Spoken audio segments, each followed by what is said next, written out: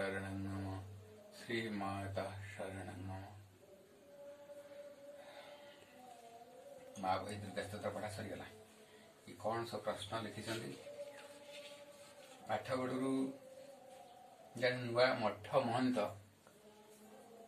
से नुआ भाव श्रीमा श्री अरविंद को जानिले से तांको मनरे गोटे प्रश्न पचारिछंती जे प्रभु श्री रामचंद्र पृथ्वी आसी से रावण को मारी श्रीकृष्ण देव आसी से कंस दुर्योधन आदि राक्षस मान बद्ध कर मारी शांति प्रतिष्ठा कर पृथ्वी जदि श्रीमा श्री अरविंद ए जुगर शेष अवतार आउ श्रेष्ठ अवतार तेरे सी क्या मारी आउ कौन कर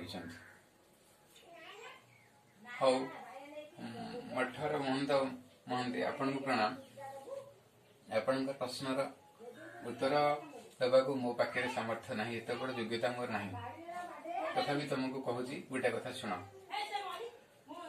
राम आसी रावण को मारिले से समय से समय सत्य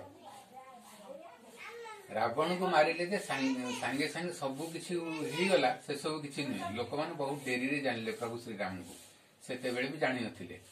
कृष्ण अवतार भगवान एते लीला खेला कले एते राक्षस को मारिक कले ये जिनस सब गड़ीगला पृथ्वी किंतु ये जिनस आम एबे गुरुत्व दौचे किंतु बहुत जिनस अच्छी भगवान को मनुष्य जानती नहीं। आपण प्रश्न हूँ श्रीमा श्री अरविंद क्या मारी राम अवतारे राम रावण रा रा कृष्ण अवतारे कृष्ण कंस क आउ श्रीमा श्री अरविंद अवतारे आम माँ को नाम जप कर माँ मु रूपक राक्षस को मारे से राक्षस आम भितर सी आउ कौटी बाहर ना आम मु भीतर थिबा राक्षस को सी मारे माँ मु तेणु आम एति जानिमा पुणी जदि आपणकर मनरे एटा जाऊ नाही आउ गोटे कथा कहू शुणु। गोटे राक्षस मुरासुर थिला ताकू भगवान श्रीकृष्ण देव मारिकी ना मुरारी प्रभु ना से मुरासुर राक्षस जन्म नहीं द्वितीय विश्वयुद्ध समय सी बद्ध होइछि भगवान तांको मारी से राक्षस को ए पर्यंत पृथ्वी रे केही भी चिन्ही नाहंती। जो माने साधु संत जानी केवल श्रीमा श्री अरविंद आश्रित माने आ बहुत ज्ञानी गुणी लोक जानी किंतु सेटा गुप्त रही ताहार प्रकाश ही नहीं कारण पृथ्वी एपर्यंत योग्य होइनी। आपण पचारे पृथ्वी एपर्यंत कहीं योग्य होइनी तार उत्तर कि दे परिबेनी।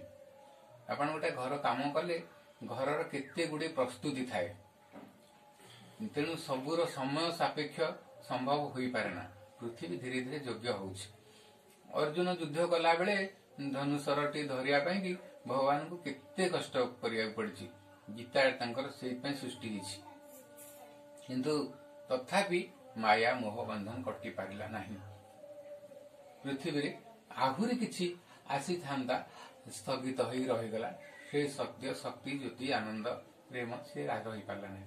माँ श्री अरविंद पृथ्वी रे से गुड़िकर किसी आवश्यकता नहीं। आमरी भीतर ही राक्षस आमरी भीतर राक्षसटा भीतर मरिब आमरी मु रूपक राक्षसटा मरिब आमे आम भीतर मु परिवर्ते माँ को प्रतिष्ठा करवा श्री अरविंद को प्रतिष्ठा करवा श्रीमा श्री अरविंद को प्रतिष्ठा करवा तांको पई जागी उठिबा तांकर होई उठिबा शेष रे से ही हुई आमे माने निजे भगवान हुई उठिबा आम भीतर भगवान जागृत हे आउ एइथिपाई हैला पृथ्वी रे ये सब योग साधना चली श्रीमा श्री अरविंद रूपांतर योग। आपण प्रश्न अनुसार आपण जहाँ कहले आपण ग्रहण करंतु। आउ गोटे कथा शुणु जे पृथ्वी रे वर्तमान जेते जेते परिवर्तन चली से परिवर्तन को हवा पाई आमे चाहिमा आम भीतर जदि आमे परिवर्तन न चाहिमा तेरे किछि हबनी एटा हूँ परिवर्तन जुग। तेणु परिवर्तन कहार हम ना मन प्राण शरीर शेष चैत्य सत्ता तापर मनुष्य सबकि परिवर्तन हम रूपांतर हम आम यह ही चाहिए यही जिनसटा बर्तमान आवश्यकता अच्छी। लोक मैंने जानी आगुरु थिला त्रेतया जुग, आग थिला प्रथमे थिला सत्य जुग, लोक मैंने सत्य चिंताधारा थिले। तापर त्रेतया जुग है, प्रभु श्री रामचंद्र आसिले। ता ना त्रेतया कहीं है, अन्य समय समय पाइले कहबी त्रेतया जुग कौन, आगु कहीं ता ना केमी लोक मैंने भी जानती ना। तापर श्रीकृष्णदेव आसिले, ता ना है द्वापर जुग। ये द्वापर जुग कहीं है, ता नाटा कहीं है, ये शब्दटा जो द्वापर शब्द द्वापर केमी है लोक मैंने जानी ना। बहुत गहन कथा अच्छी, अन्य पाठचक्र समय कहबी। अबिका चली लोक मैंने कहते कली जुग। तापर लोक पचारे ना टीवी तो मालिका कहूँ आसो सत्य जुग, पुणी त्रेतया जुग आसो, पुणी चलो सत्य त्रेतया द्वापर कली 4 जुग चलो। नाई ना से भूल भूल, यही भूल कथा मनरे भाविबे नहीं कि चिंता भी करिवे नहीं। आगो को जो जुग आसीबो से जुगर ना होची अति मानस जुग। वर्तमान चली परम प्रभु श्री अरविंद जुगर सत्य जुगर ये चली अति मानस जुगर अयम आरंभ। अति मानस जुगर प्रस्तुति चली नेक्स्ट जुग आसीबो जेनेरेशन जो समय सेटा हम अति मानस जुग। पुणी सत्ता ना सत्य जुग कह कि त्रेतया जुग भी कह आपण भाभी पारे जमी त्रेतया जुगर लोक मैंने भाभी पार नथिले जे आगु जो जुगटा आसो ता ना हम द्वापर, से कथा भाभी पारु नथिले। द्वापर जुग आसिला परे जानले द्वापर। ठीक सेमती जब परिवर्तन हम सेते बेले निश्चिंत भाव में लोक मैंने कनसियस हो जानीजे नेक्स्ट जुगटा कौन। तेणु आमर भितर थिबा राक्षस होची मु रूपक राक्षस, आमरी भितर परिवर्तन हम। मनीष सबु बेले चाहूची से परिवर्तन हवापाई किंतु परिवर्तन हो पारे। गोटे पाठचक्र को मुझे से पाठचक्र 20 वर्ष तले जहा थिला ताको पाख केतोटी पाख घर आउ केतोटी जगह मुझे मत देखिले भारी विकल लगे जे से लोक मैंने एजावत परिवर्तन हो ना कि टिके ही परिवर्तन है। से जो भाई करती पाठचक्र से अप्पा आर छोट पुओटे झीटे से जहाँ जहाँ अच्छी अन्य मैंने जे जेते अच्छा किसी गोटे परिवर्तन है। से कली कर बाड़ा पिटा होती मठ मंदिर को नहीं झमेला चलती। माँ श्री अरविंद फटोटे थोड़ी पाठचक्र होती चलती से भाई कहती शुणी मत भारी खुशी लगे। जहा गोटे दीपटे जली कहली तुम दीपटा जलि रख कि ना किए आसिले के न आसिले के जाए आस ना। आमर ये पाठचक्र चलती ये पाठचक्र को किए आसुच्च किए जाते बहुत पिला के आसुना। अबिका कोविड टाइम पिला माने संपूर्ण रूपे बंद जहाँ आम 5-7 जन पाठचक्र कर चली जाए आसना भावार ना। माँ कहते जो नुआ पृथ्वी आसो से घंट बजे आसब ना। जमी घंट बाजिले ठाकुर भोग खाऊँ बुलूं सेमती के नुआ पृथ्वी आसबनी। नुआ पृथ्वी तार ऑटोमेटिक हो गचरे जो कढ़टे फूल फुटे फूलटा के डाके नहीं जे मु फुटिली आस देख। जो फूलटा फुटी थाए लोक मैंने देखती किंतु कढ़टा केमिति फूल फुटुची ताकू कहीं थे भावती ना चिंता करती।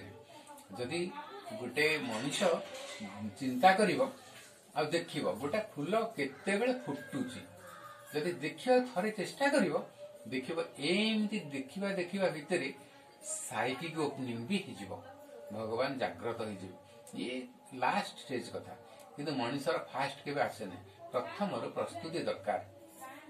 पिला माने जाउचंदी स्कूल कॉलेज रास्ता बाटघाट जाउचंदी बाटघाट रे गोटे कंटा पड़ती ताकू काढ़ी फोपाड़ी दियो गोटे निस्वार्थपर काम। माँ कहते तुम निस्वार्थपर हुआ निस्वार्थपर सेवा कर आउ निस्वार्थपर भाव सेवा कले निस्वार्थपर मनरे चाहिए भगवान चाहिए चली आसे भितर कौन से कष्ट आउ प्राचीन जुग भली कष्ट एते बड़ त्याग ये सब किसी दरकार नहीं। माँ सबू आम कर सारी आम खाली आम भितर टिके चाहिए टिके परिवर्तन हवा टिके प्रस्तुत हवा जी आम भितर आम चाहिए सी से पाख हो आग्रह सहित पलि आसबे।